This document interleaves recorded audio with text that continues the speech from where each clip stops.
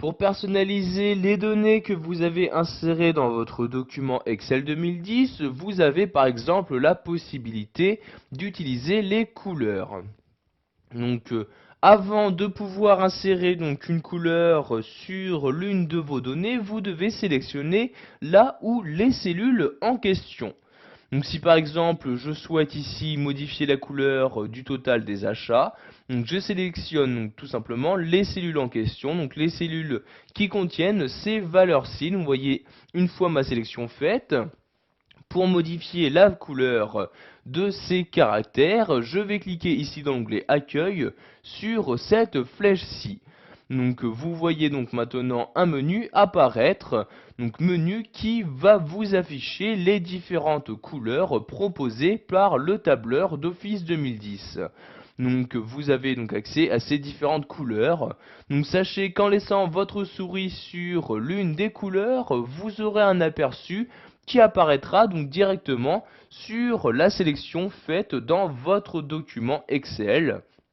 Donc je vais par exemple ici utiliser cette couleur-ci, je clique dessus et vous pouvez voir donc que maintenant il s'agit bien de cette couleur qui a été utilisée. Sachez que vous avez la possibilité de personnaliser votre propre couleur. Donc pour ce faire, je retourne ici sur la flèche comme ceci. Et donc dans ce menu-ci, je vais cliquer sur Autre couleur.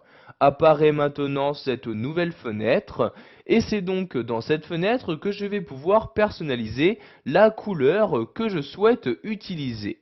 Donc tout d'abord, vous devez choisir dans cette partie-là le niveau de couleur à utiliser, donc soit plutôt rouge, plutôt vert, bleu, etc. Donc je vais prendre ici une couleur verte comme ceci, donc je place mon curseur dans le vert. Je vais ensuite la personnaliser en choisissant donc son niveau de couleur, donc plus ou moins de vert dans cette couleur-ci. Donc pour modifier cette nuance de vert, je vais utiliser ce curseur-ci, donc je clique et tout en maintenant le clic de ma souris, je la déplace donc vers le bas donc pour diminuer la luminosité ou vers le haut donc pour l'augmenter. Donc vous voyez ici, plus je le déplace vers le haut, plus le vert est clair. Donc je vais ici utiliser ce type de vert-ci et je clique donc sur OK pour l'utiliser et l'appliquer donc aux données sélectionnées. Donc vous pouvez voir si maintenant je désélectionne mes cellules, il s'agit bien de ce vert-ci qui a été appliqué donc au total de mes achats. Nous allons maintenant voir qu'il est possible d'appliquer donc une couleur de fond à vos différentes cellules.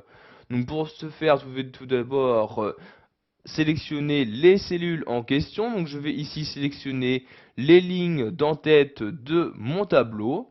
Je vais ensuite ici cliquer sur cette flèche-ci, donc où je vais choisir la couleur que je souhaite utiliser donc pour remplir le fond de mes cellules.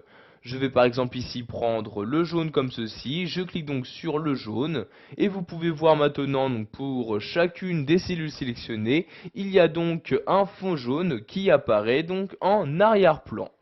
Si vous souhaitez maintenant annuler donc les couleurs que vous avez utilisées, donc par exemple pour cette cellule-ci, donc vous la sélectionnez, vous cliquez ici sur cette flèche-ci et vous sélectionnez ici aucun remplissage comme ceci.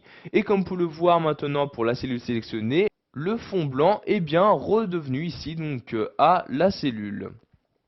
Voilà, vous savez maintenant comment utiliser les couleurs sous Excel 2010, que ce soit pour modifier la couleur de vos caractères ou la couleur de fond de chacune de vos cellules.